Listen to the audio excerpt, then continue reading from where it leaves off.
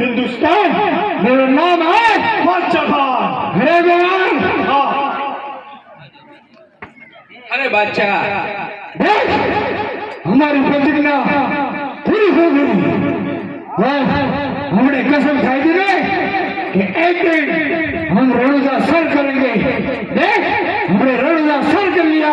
बादशाह, तुझे जिसको बुलाना है उसको बुलाना है। ये बादशाह का राज है, ये तेरे रामले का राज नहीं है। हाँ बिल्कुल, बादशाह है बादशाह, हर जमीन पे हिंदुस्तान। मेरा नाम है बादशाह खान। अरे भगवान, जिसको बुलाना है उसको बुलाना है।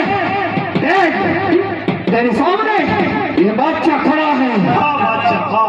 અરે લાય લાય, અત્યારે આ જોધાના બાદશાહે મને સંકટ જાહેર કર્યો છે, તો લાય અત્યારે વીરા હનુમાનને હું વાયક મોકલું અને એને બોલાવું. ગમે એને બોલાવે ને બોલાવી લીધી. હા, હજી તો તને યાદ કર્યો. બિરબલ, અરે યાર, એ બાદશાહ બાપુ પેલો હા બાદશાહ, બાદશાહ.